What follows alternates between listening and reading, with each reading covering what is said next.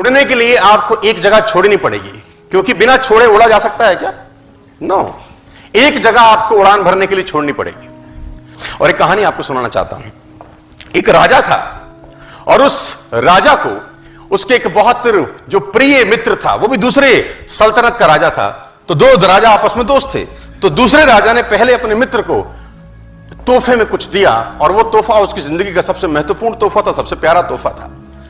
और उसने उसको तोहफे में 2 बाज दिए, और वो बाज बड़ी अच्छे नस्ल के थे। तो राजा को उस तोहफे को मिलकर राजा को बड़ी प्रसन्नता हुई, और उसने उसको धन्यवाद दिया कि वेरी गुड यार। और बाज अभी छोटे थे, लेकिन उनकी नस्ल बहुत शानदार थी। अच्छी नस्ल के बाज देकर राजा प्रसन्नचित हुआ, और उसने अपने महल में जो ट्रेनर था, जो पशु पक्षियों को ट्रेन करता था, वो बाज उसके हैंडओवर किए कि इसको तू ट्रेन कर। मैं चाहता हूं ये बड़ी अच्छी नस्ल के बाज हैं, तेरे हाथ में आए हैं, तो उनको उड़ना सिखा, कलाबाजियां सिखा, पैंतरे सिखा, युद्ध नीति सिखा, सब कुछ सिखा, और फिर मेरे पास आई हो। तो उस ट्रेनर ने 2-3 महीने उस बाजों पे काम किया, और बहुत जबरदस्त तरीके से काम किया। और 3 महीने के बाद उसने राजा को रिपोर्ट किया बड़ी अजीब बात। उसने राजा को कहा, राजा साहब, हालांकि आपने जो बाज दिए थे वो हैं तो बड़ी अच्छी नस्ल के, लेकिन एक प्रॉब्लम मुझको आ रहा है, और मैं चाहता हूं आप उसको समाधान करिए। तो राजा ने बोला, प्रॉब्लम क्या है? उन्होंने बोला, एक बाज तो शानदार उड़ता है, मस्त उड़ता है, कलाबाजी भी करता है, जैसा सिखाता हूं वैसा सीखता है, एक साला उड़ता ही नहीं है, हालांकि दोनों अच्छी नस्ल के हैं। तो राजा ने बोला, प्रयास करो। उसने बोला, सर मैंने सारे प्रयास करके देख लिए, मुझको समझ ही नहीं आ रहा कि तकलीफ क्या है।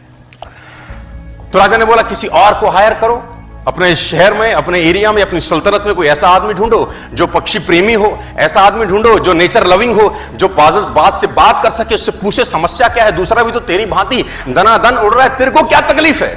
तो उसने बोला, राजा जी प्रयास करता हूं। वो ट्रेनर देश में घूमा और एक व्यक्ति को पकड़ के लाया और उसको जिम्मा दिया कि तू ट्रेंड कर।